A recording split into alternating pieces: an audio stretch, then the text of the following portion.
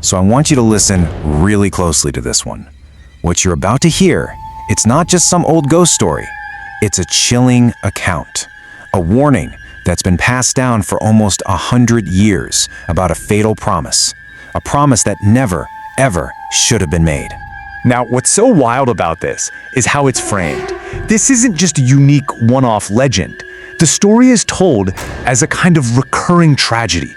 It's a warning about a mistake that seems so small, so innocent, born from a moment of frustration, but a mistake that can lead to some truly horrifying consequences. All right, so let's set the scene. Our story kicks off in a tiny village, and it's all about these four friends who are basically inseparable.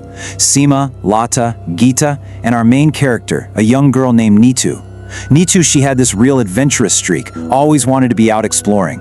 But on this one particular day, that free spirit of hers was about to clash hard with her parents' rules, and it set a terrible chain of events in motion.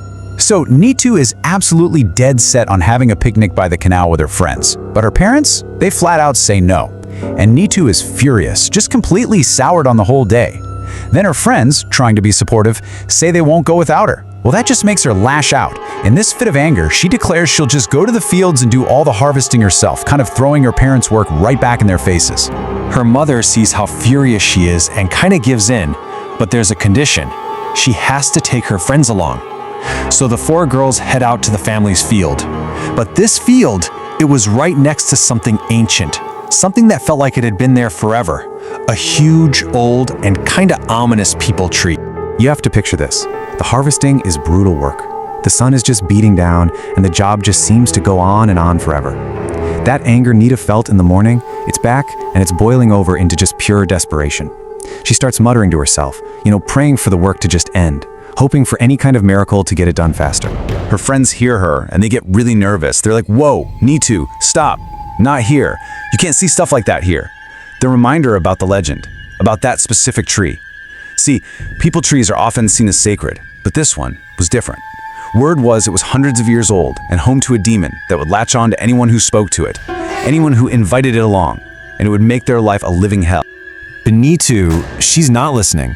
She is so full of anger and defiance, she turns right to that ancient peepal tree and she shouts her challenge out loud. She makes a vow, a binding promise to whatever was listening inside that tree. It was a desperate, incredibly foolish promise that would end up sealing her fate. And you know what? The second those words are out of her mouth, something happens.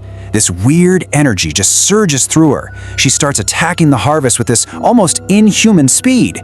Work that should have taken them all afternoon is suddenly done in a fraction of the time. The work is finished, and the girls, thrilled, decide, hey, let's go to the canal after all. They play at the canal, they're laughing, the whole frustrating morning is totally forgotten. But as the sun starts to dip below the horizon, the air gets a little colder. It's time to head home. They start their long walk back, past the fields, and back past that ancient tree. The fun was officially over. It was time for that promise to be collected. So Seema, Lata, and Geeta are walking together, chatting away, just a little bit ahead of Neetu, who's kind of lagging behind. They turn around to say something to her, and there's nobody there. The path behind them is completely empty. Just like that, in the space of just a few seconds, in a growing twilight, Neetu had simply vanished into thin air. Absolute panic just erupts. They start screaming her name, Neetu, Neetu, but all they hear is silence. Their hearts are just pounding with dread, and they instinctively just turn and run back the way they came, back towards the only real landmark in the darkness, that peepal tree. And what they see there, it stops them dead in their tracks. It's a complete nightmare. Neetu is there, unconscious, pressed up against the tree, and wrapped around her and the trunk is this monstrously huge black snake. Its coils are as thick as a grown man's leg, just pinning her there.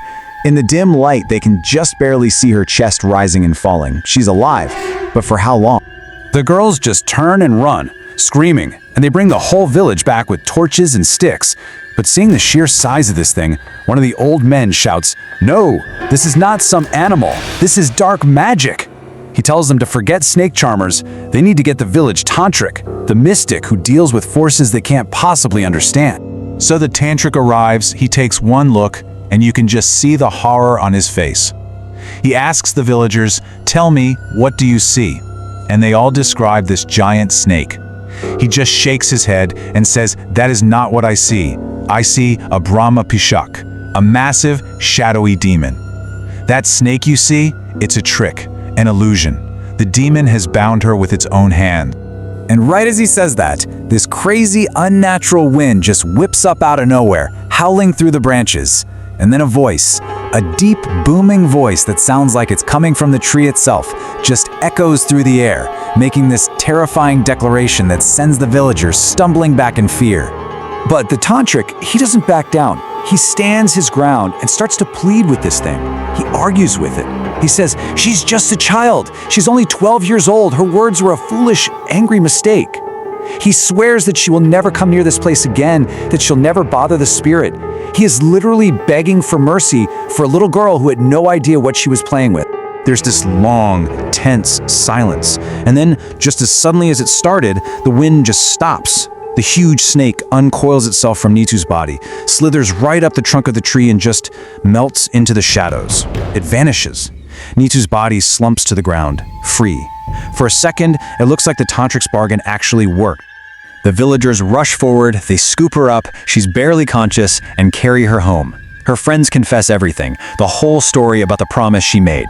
And her parents, they're terrified. Absolutely terrified. They know it's not over. They lock her securely inside her room for the night, determined to protect her from whatever was still out there.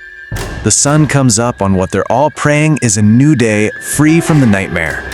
Her parents, exhausted but relieved, walk quietly to her bedroom door, just to check on their daughter. They unbolt the lock, they open the door, and the room is empty. The bed hasn't been slept in. The room was locked from the outside, and she is just gone. The demon had come to collect its debt, after all. So despite the rescue, despite the Tantric's bargain, the promise was kept. They searched for her everywhere, the fields, the canal, all the nearby villages. They found nothing. Decades went by. Today, it has been over 85 years since that night. Neetu was never, ever seen again. Her story just became a dark legend to warn the next generation. You see, this thing, this Brahma Pishach, as the Tantric called it, it's an incredibly powerful kind of spirit. The fact that it even listened to his pleas at all shows that it was capable of reason, maybe even a strange kind of mercy. A worse spirit might have just killed her right there at the tree. But its nature is absolute. It might have released her from the tree, but it wasn't going to release her from her vow.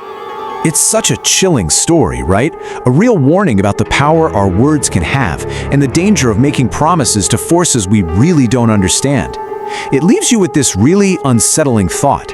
If a promise made in anger to an old tree can do that, what other ancient things are out there, all around us, just quietly listening?